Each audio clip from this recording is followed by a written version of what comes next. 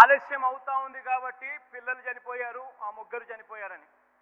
ఆలస్యం అవుతా ఉన్నందుకు కాదు అధ్యక్ష చనిపోయింది. చంద్రబాబు నాయుడు గారు వాళ్ళ మంత్రులు, ఆ పక్కన బీజేపీ వాళ్ళ మంత్రులు మాట్లాడుతున్న మాటలకు, స్టేట్మెంట్లకు చనిపోయారు వాళ్ళు. చంద్రబాబు నాయుడు గారు అంటారు ప్రత్యేక హోదా సంజీవిని కాదు అని. అరుణ్ జైట్లీ గారు మాట్లాడిన ప్రెస్ కాన్ఫరెన్స్ లో వినండి ఒకసారి ఏం మాట్లాడారో, ఏం చెప్పారో. ప్రత్యేక హోదా రాదు అని అంటూ మీరంతకు మీరే అటువంటి భావన ఇచ్చారు కాబట్టి పిల్లలు చనిపోయే పరిస్థితిలోకి వచ్చింది. ఈ చావులకు కూడా పూర్తి కారణం మీరే వహించాలి. చనిపోయిన కుటుంబాలకు ఇంతవరకు దమ్మిడి కూడా ఇవ్వలేదు అధ్యక్ష. నోరుందని అడ్డ ప్రకారం మాట్లాడితే అదే విధంగా ఉంటుంది. మీరు గుర్తుపెట్టుకోవాల్సిన అవసరం ఉంది.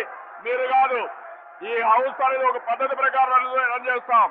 మీ ఇష్టానుసారంగా మీరు ప్రవర్తించాలంటే ఏం చేయాలో ఈ ప్రభుత్వం కూడా ఆలోచించాల్సిన అవసరం ఉంది. సబ్జెక్ట్ మాట్లాడండి, నాకు అభ్యంతరం లేదు. సబ్జెక్ట్ కాకుండా ఇష్టానుసారంగా రాజకీయాలుగా మీరు మాట్లాడాలంటే దానికి ప్రభుత్వం సిద్ధంగా లేదు. తప్పకుండా ఏ విధంగా చేయాలో చేసి తీరుతాను తప్ప ఇంకోటి కాదు. దయచేసి మీరు ఒకసారి గుర్తుపెట్టుకోవాలి. ఈరోజు అధ్యక్ష ప్రత్యేక హోదా విషయం ఎవరు అధ్యక్ష? వీళ్ళ రాజకీయాల కుట్రల వల్ల ఈ రాష్ట్రం తగలబడింది తప్ప ఇంకోటి కాదు అధ్యక్ష.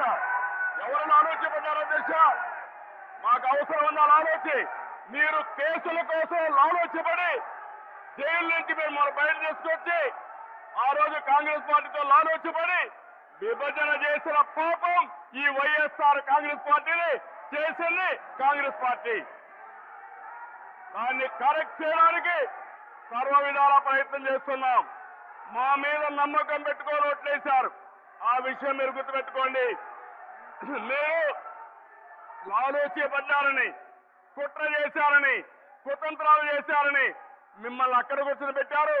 మా మీద నమ్మకంతో మమ్మల్ని ఇక్కడ కూర్చొని పెట్టారు.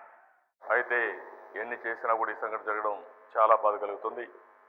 మనుషుల్ని తేలేం కానీ ఆ కుటుంబాలను ఆదుకోవడం కోసం మృతుల కుటుంబాలకి ఒక్కొక్కరికి 10 లక్షల రూపాయల చొప్పున ఎక్స్గ్రేషియా ఇచ్చాం.